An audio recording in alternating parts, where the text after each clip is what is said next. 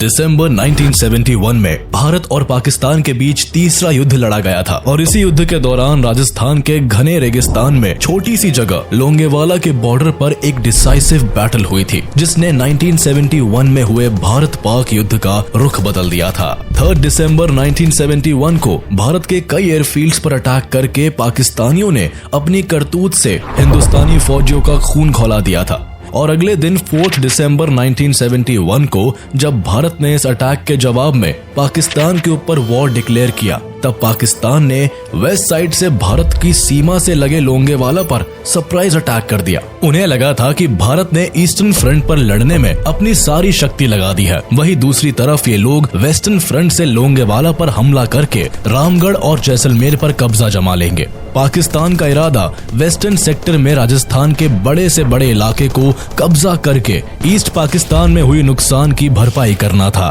और वॉर के बाद भारत के साथ नेगोशिएटिंग टेबल पर बार्गेनिंग करना। लेकिन उन्हें कहाँ पता था कि थार के मैदान में मेजर कुलदीप सिंह चांदपुरी अपनी पंजाब रेजिमेंट के साथ दुश्मनों को धूल चटाने को तैयार बैठे थे। अपने बटालियन के 120 जवानों के साथ सर पर कफन बांधे पाकिस्तान के 2 से 3 हजार फौजियों के सामने आ खड़े हुए और उन्हें ऐसा सबक सिखाया कि दुश्मन ने फिर इधर पलटकर आने की हिम्मत नहीं दिखाई। 1971 के दौरान 4 से 7 दिसंबर तक चले बैटल ऑफ लोंगेवाला की कहानी वीरता की ऐसी मिसाल पेश करती है जिसे हमारा इतिहास हमेशा प्राउडली दोहराता रहेगा। कौन थे ये मेजर कुलदीप सिंह चांदपुरी और क्या थी बैटल ऑफ लोंगेवाला की असली कहानी? कैसे मात्र 120 भारतीय सैनिकों ने पाकिस्तान के ऑलमोस्ट 2 से 3 हजार फौजियों को मार भगाया था?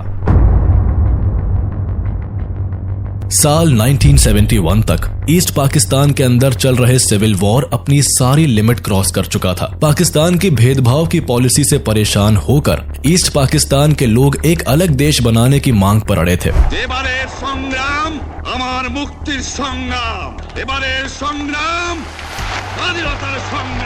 तमाम कोशिशों के बाद भी पाकिस्तान के हालात सुधरने का नाम नहीं ले रहे थे। पाकिस्तान को लगने लगा था कि ईस्ट पाकिस्तान अब उसके हाथ से निकलने वाला है। खींची पाकिस्तानी सेना लाखों बेकसूरों पर लाठियां बरसा रही थी। उनकी गोलियों से हजारों की संख्या में लोग प्रतिदिन मर रहे थे। लाखों महिलाओं के साथ पाकिस्तानी मिलिट्री और पैरा मिलिट्री के द्वारा फोर्स रेप्ड किए जा रहे थे। हालात इतने खराब हो गए थे कि 1 करोड़ लोग पाकिस्तान छोड़कर भारत आ गए थे। लेकिन हद तो तब हो गई जब ईस्ट पाकिस्तान के अंदर उठ रहे विद्रोह को दबाने में नाकाम पाकिस्तान ने इसकी जिम्मेदारी भारत पर थोप दी। पाकिस्तान हमेशा से ही खुद को होशियार और बहादुर समझने की भूल करता आया है और इसी भूल के कारण 4 बार वॉर्स में उसे मुंह की खानी पड़ी है। एक बार फिर पाकिस्तान ने अपने घर की कलह शांत करने के बजाय 3 दिसंबर 1971 को ऑपरेशन चंगेज खान के तहत भारत के 11 एयरफील्ड्स पर अटैक कर दिया था।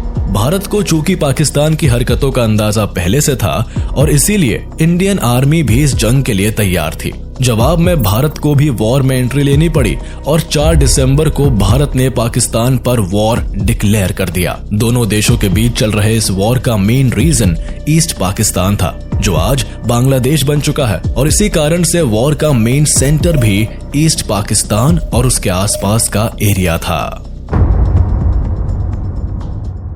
लेकिन पाकिस्तान के प्रेसिडेंट याह्या खान ने भारत के वेस्टर्न एरिया में अटैक करने का प्लान बनाया। पाकिस्तानी सेना के इंडिया के वेस्टर्न सेक्टर राजस्थान में एंटर करने के पीछे कई कारण थे।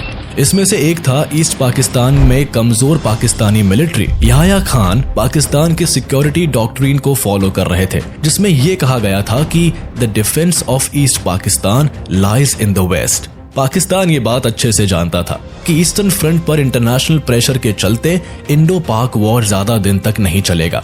इसके अलावा याह्या खान इस बात को भी अच्छे से जानते थे कि ईस्ट पाकिस्तान को पूरी तरह डिफेंड करना नामुमकिन है। इसीलिए वो वेस्टर्न पाकिस्तान बॉर्डर्स की तरफ से ज्यादा इंडियन टेरिटरी को कब्जा करना चाहते थे। उन्हें लगा कि ईस्ट पाकिस्तान में हुए नुकसान की भरपाई के लिए वो इंडिया के वेस्टर्न सेक्टर में जीते हुए जमीन को लेकर भारत के साथ पोस्ट वॉर में नेगोशिएशंस करेंगे, जिससे भारत को झुकना पड़ेगा। दूसरी बात, पाकिस्तान ये भी सोच रहा था कि भारत ने तो अपने सारे रिसोर्सेज ईस्ट पाकिस्तान की तरफ लगा रखे हैं, ऐसे में अगर वो इंडिया के वेस्टर्न सेक्टर में एंट्री करेंगे तो भारत की मिलिट्री उसमें उलझ जाएगी और वॉर में कमजोर पड़ जाएगी। इससे पाकिस्तान आसानी के साथ वॉर जीत जाएगा। राजस्थान में भारत और पाकिस्तान के बॉर्डर पर एक स्मॉल बॉर्डर टाउन है लोंगेवाला। रेगिस्तान के इस पार्ट में यहाँ सिर्फ दूर दूर तक चलती हुई गर्म हवाएं दिखाई पड़ती है। रोज बनते रेत के टीलों के बीच इस सुनसान जगह पर लोगों का आना जाना बहुत कम रहता है। लोंगेवाला चेक पोस्ट वैसे तो बीएसएफ के अंडर में ही रहता है, लेकिन जब भी देश में कोई वॉर जैसी सिचुएशन क्रिएट होती है तो यहाँ पर आर्मी को तैनात कर दिया जाता है। ऐसे ही 1971 के वॉर में भी हुआ। पाकिस्तान से वॉर की घंटी बजते ही बीएसएफ के भैरव सिंह राठौर के कमांड में 6 to 7 बीएसएफ के जवानों के अलावा लोंगेवाला पोस्ट पर पंजाब रेजिमेंट के 23rd बटालियन अल्फा कंपनी को तैनात कर दिए गए थे। 120 जवानों की इस बटालियन को मेजर कुलदीप सिंह चांदपुरी लीड कर रहे थे। लोंगेवाला पोस्ट बॉर्डर की सिक्योरिटी पर्पज से बहुत इंपॉर्टेंट थी और इस इंपॉर्टेंस के पीछे का मेन रीजन था इसकी लोकेशन। रामगढ़ और साधेवाला जाने वाली सड़कों के मेन जंक्शन पर थी लोंगेवाला चेक पोस्ट और ये भी निश्चित था अगर एक बार लोंगेवाला पर पाकिस्तानी मिलिट्री कब्जा कर लेती है तो पाकिस्तानी सेना को जैसलमेर तक पहुंचने में कोई नहीं रोक सकता था। लेकिन इस पोस्ट के इंपॉर्टेंस के बावजूद यहाँ पर दुश्मन के हमले की आशंका ना के बराबर थी। 4 दिसंबर की रात को सेकंड लेफ्टिनेंट धर्मवीर सिंह अपने 20 सैनिकों की प्लाटून के साथ बॉर्डर की पेट्रोलिंग के लिए निकले। सुनसान रात में सामने नजर तो कोई नहीं आ रहा था, लेकिन एक अजीब सी आवाज लेफ्टिनेंट धर्मवीर और उनके सैनिकों के कानों में सुनाई पड़ी। ध्यान से सुनने पर लगता था मानो ढेर सारे व्हीकल इंडियन बॉर्डर की ओर बढ़ते चले आ रहे हैं। लेफ्टिनेंट धर्मवीर को समझते देर न लगी कि दुश्मन जंग की तैयारी में आगे बढ़ चुका है। आनन फानन में धर्मवीर ने सीमा पार दुश्मन के कदमों की आहट की सूचना मेजर कुलदीप सिंह तक पहुंचाई।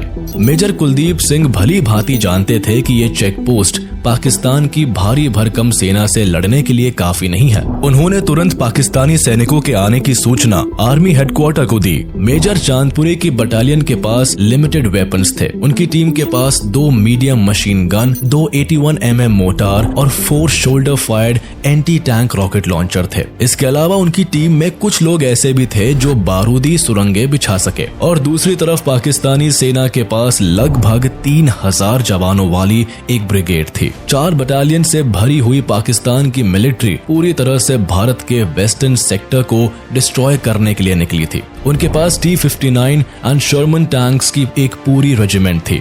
जवानों को एक जगह से दूसरी जगह आने जाने के लिए mechanised vehicle, 2 German shepherd dogs भी दिए गए थे जो लैंडमाइंस को खोजने का काम करते थे।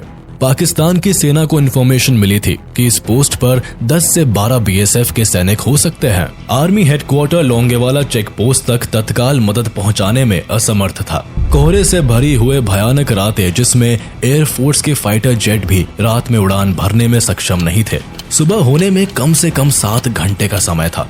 वहां से मेजर कुलदीप सिंह के लिए आदेश आया कि वह लोंगेवाला पोस्ट को किसी भी तरह से हाथ से जाने ना दे और सुबह तक उसे डिफेंड करे। मेजर चांदपुरी ने पीछे हटने से बेहतर जंग के मैदान में मरने को चुना। 3000 पाकिस्तानी सैनिकों के खिलाफ सामने सिर्फ 120 भारतीय जवानों की टोली ने काल का मंजर तैयार करने की ठान ली। 120 सिपाहियों में एक सिपाही भी पीछे हटने को तैयार नहीं हुआ। मेजर कुलदीप सिंह चांदपुरी भी ये जानते थे कि इस पोस्ट से पीछे हटने का मतलब पाकिस्तानी सेना को जैसलमेर के लिए सीधा रास्ता देना था, जिसके लिए वो किसी भी कीमत पर तैयार नहीं थे। एक बार टाइम्स ऑफ इंडिया के इंटरव्यू में उन्होंने कहा था कि मैंने अपने 120 जवानों को इकट्ठा करके कहा कि सिखों ने बहुत बड़ी बड़ी कुर्बानियां दी है। उन्हें गुरु गोविंद सिंह जी की कहानी बताई और साथ में ये भी कहा कि जो भी यहाँ से जाना चाहता है वो अभी जा सकता है, वो वही डटे रहेंगे। लेकिन उनके इस मोटिवेशनल स्पीच के बाद एक भी जवान पीछे नहीं हटा और रात भर जिस तरह से इस बटालियन ने लोंगेवाला को डिफेंड किया उसे भारत का इतिहास कभी नहीं भूल पाएगा। पाकिस्तान के 3000 सैनिक T-59 टैंक्स, शर्मन टैंक्स और हथियारों के साथ आगे बढ़ते हुए चले आ रहे थे। पाकिस्तान की सेना के अंदर इतना कॉन्फिडेंस था कि उन्होंने तय कर लिया था कि उन्हें लोंगेवाला में ब्रेकफास्ट, रामगढ़ में लंच और जैसलमेर में डिनर करना है। लोंगेवाला बॉर्डर्स पर कोई लैंडमाइन और बार्ब वायर नहीं थी। वहां बीएसएफ के जवानों ने सिर्फ एक सिंगल वायर को लगा रखा था, जिससे कि उनके ऊंट दूसरी तरफ ना जाए। लेकिन इसी बाब वायर की वजह से पाकिस्तानी आर्मी को लगा कि इस पोस्ट के आसपास लैंडमाइन लगा हुआ है, जिससे कि वो हमारी वॉर स्ट्रेटजीज डिकोड नहीं कर पाए। पाकिस्तानी सेना को लोंगेवाला पोस्ट के करीब आता देखकर सेना के पास प्रिपेयर्ड माइनफील्ड बिछाने का समय नहीं बचा था, इसलिए कंपनी ने जल्दबाजी में अपने पोस्ट के इर्द गिर्द एंटी टैंक लैंडमाइन बिछाना शुरू किया। लैंडमाइंस को बिछाने के दौरान एक सैनिक जख्मी होकर वही शहीद हो गए। वहीं दूसरी तरफ 106 मिलीमीटर M40 रिकॉइल्स राइफल को हैंडल करने में हमारे एक और जवान शहीद हो गए, लेकिन तब भी हमारे जवानों का हौसला कम नहीं हुआ। पाकिस्तानी सेना ने लोंगेवाला पोस्ट के नजदीक आते ही रात के 12:30 बजे अपने टारगेट को आसान करने के लिए मीडियम रेंज